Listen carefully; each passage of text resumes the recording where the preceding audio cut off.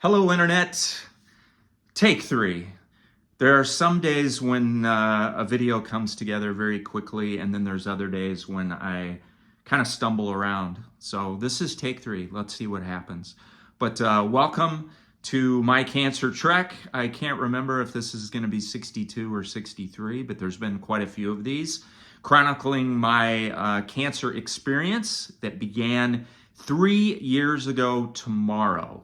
Tomorrow is my 3-year CANCERVERSARY, as we like to say, or as we like to call it. An illustrious date or milestone on my calendar when I found out that I had stage 4 colon cancer. And of course, when you've experienced something like that, many of you know how it feels.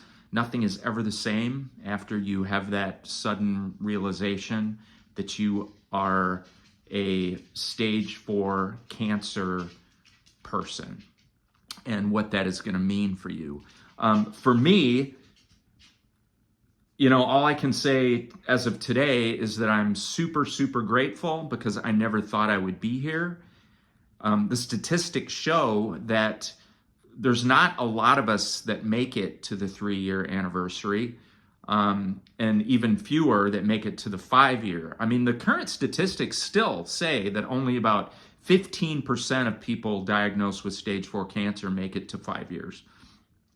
But, initially, because my metastatic spread and development was so extensive, and my liver especially, I really wasn't expecting to be around for much longer than 2 or 2.5, maybe 3 years at the most. But here I sit the day before my 3-year cancerversary, and I am not cancer-free.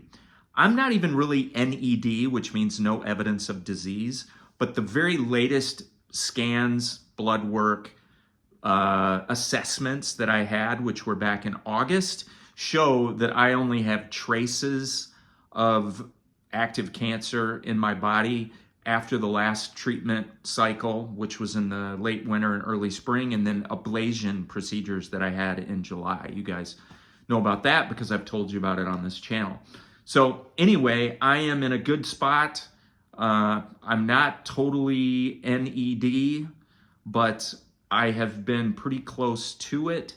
And again, after 3 years and everything that I have been through, I cannot be really more pleased with where things stand. I'm feeling well, I'm feeling good, and I'm actually kind of looking forward to my next set of scans, blood work, oncology visits, which will be 2 days before Thanksgiving, coming up at the end of this month. But I wanted to check in here and talk to you for a few minutes. The main topic that I was thinking about, and maybe that's why my first 2 takes didn't work, because I started to veer in a different direction. But I wanted to talk about something that I think I will call humiliations and indignities. And, I haven't really spent too much time on this, but maybe some of you will relate. And I just feel like it's an honest part of the story of being, I'm going to lower this slightly, dealing with the stuff that I've dealt with these last 3 years. You guys know I have a stoma bag, and it will be permanent. Some people can have an ileostomy or an ostomy reversed and have all of that plumbing realigned, and you can, get over or forget about using the stoma. That's not going to happen with me. I do not have a colon, and I have an ileostomy, and from the things that I've read, the reversal of the ileostomy can lead to problems that are really more difficult to deal with than living with a stoma appliance and wearing a bag, so to speak. So that's what I have. And believe it or not, in January, it's going to be 3 years. That whole thing happened pretty early in my cancer experience, that I had the colectomy, and I woke up with the guy, with the resident who I'd met right before I fell asleep. I woke up and he was standing there going, "We took the whole thing," meaning my entire colon, because when I went into that surgery, there was a chance that they would just be able to resect the colon and leave at least a portion of it. But so I've been living with a stoma, an ileostomy, and a stoma appliance attached to my lower abdomen for 2 3/4 of a year, and it's been okay. But the reason I'm saying humiliation and indignities is because, you know, I've started to fly again recently. I've been to the airport a few times back and forth to various places, and I was not looking forward to that because I thought, I don't want to be trapped on an airplane. What if something happens? And, you know, because without going into too much detail, when you have a stoma appliance, there are leaks, there are bursts, there are accidents. Sometimes they happen at night. Sometimes they happen when you're watching TV. Sometimes they happen in the car. You know, fortunately for me, there haven't been a lot of those, but whenever they do happen, it's embarrassing. You know, sometimes it's convenient and you can deal with it. And, you know, everywhere I go, if I'm gone for any more than a couple of hours, I need to have a backup plan. I need to carry with me, you know, a change. And that is a whole set of instruments, including a little scissors. And, you know, I have a bag, you know, an appliance bag, and you got to have that stuff. You know, what if you're in a stadium? I remember the first time I went to a major event after my initial illness and surgeries, I met some friends in Kansas City, and we went to a Twins Royals. Actually, it was the Royals home opener in Kansas City, and it was the first time that I'd been like in a big situation with a big crowd and where you can't get to a bathroom easily. And I remember, you know, and nowadays you can't even bring things into a stadium, you know? So I left everything in the car, realizing that, okay, I am a 15-minute sprint to the car if I have a problem. So that's just an example, though. Being in an airplane, packed in, you know how it is nowadays, you're just like this. And, you know, what if all of a sudden you start to realize that something's going wrong? Yes, I have my backpack, I have all my stuff, but the thought, you know, you run through the scenario of getting to the bathroom in the airplane, and you know how that goes, where how many times have you stood outside the bathroom door and somebody's in there and they're staying in there forever and you're just about ready to knock on the door? I'm like, am I going to be that guy on the airplane where there's people waiting to use the airplane, you know, toilet, and some guy is in there for 10 minutes or 15 minutes? So I'm just letting you know what goes through my mind, because it falls into the category of humiliations and indignities.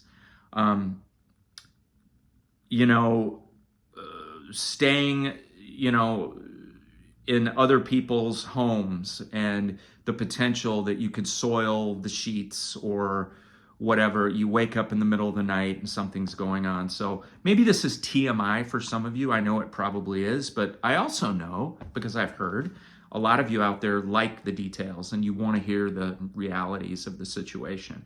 And so I wanted to share that with you. You know, it's wearing a stoma bag, and even the fact that it, you know, I saw a couple pictures of a recent trip that I was on, and I was like, that stupid stoma bag sticks out. You can see it, you know, in the photos underneath my shirt. And a lot of people might think, oh, it's a fanny pack or something. But still, whenever I go on a walk, whenever I'm, you know, out in public, I'm always aware of, are people staring at this bulge down here on my lower abdomen, and do they know what it is? And I finally convinced myself, anybody who does know what it is, they probably have compassion and empathy. Because if you know what it is, then you know what it is, and you're like, oh, and you understand, because either you have one yourself or you have a loved one. So I've sort of psyched myself out that way, that it's like, okay, if somebody knows what that is, they're not going to laugh at me, or I shouldn't be ashamed, because more than likely they're going to feel compassion or at least empathy for me, because they know that's another guy that's got an ostomy. He lives with a stoma. So there you go. But the other indignity I wanted to share was that after my colon surgery, and again, I've talked about this in my videos, I had a urinary catheter for 13 months.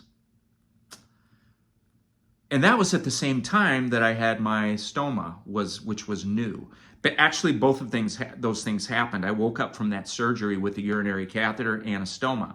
The only problem was the urinary catheter was supposed to be very temporary, like on the order of a couple of weeks. But what happened was I ended up running into complications with my bladder muscle function and benign prostate enlargement that was going on after my colectomy, which led me through a long process of evaluations and a couple of different urology departments, different clinics, and then ending up having to go through prostate biopsy to make sure that I didn't have prostate cancer, in addition to colon cancer.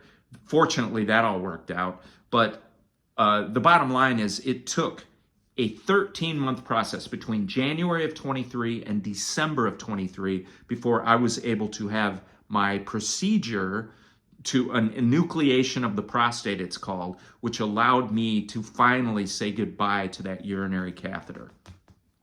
So any of you that have had a urinary catheter, either short-term or long-term, you know that that is another indignity.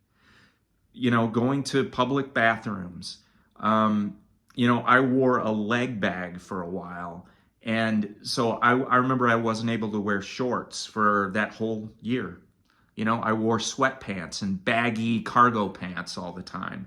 And again, it's just one of those things. It's not cool to have a urinary catheter.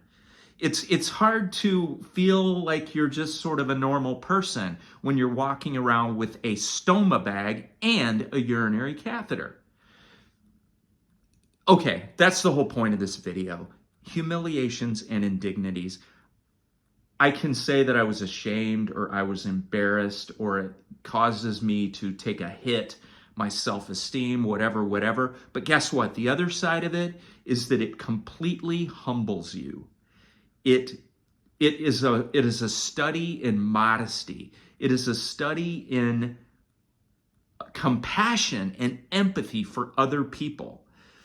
Now, because I've had these experiences, I never look at somebody in public who has some sort of a disability or a different, we like to say now, differently abled. But when you see other people that have life challenges where they are not in the mainstream, whether it's a wheelchair or crutches or, you know, a sling or having to go around with a ventilator or an oxygen tank or something like that, you instantly have compassion for that person. Instead of sort of relegating them to the, you know, disabled column or whatever. I think you know what I'm saying. And you know, now that there's a little bit in the rearview mirror for me, a little bit of time since I have been dealing with some of these things, I realize, wow, it changed me in a very, very positive way because I see people differently because I know what it's like to not be able to just throw on some nice clothes and, you know, jump in the shower. Oh gosh, showering. Can you imagine? Oh, I also had a PICC line at the same time. A PICC line was so that I could get my high-powered antibiotics from my endocarditis injected straight into my body. And anyway, and then I was even, my chemotherapy and immunotherapy was delivered via PICC line for a while. So urinary catheter, stoma bag, PICC line. Imagine what it's like to take a shower when you have all these things coming out of you and then drying out. The whole process of keeping yourself clean and getting yourself undressed and dressed and dealing with the bathroom and hygiene issues every single day. So the point is, I learned so much.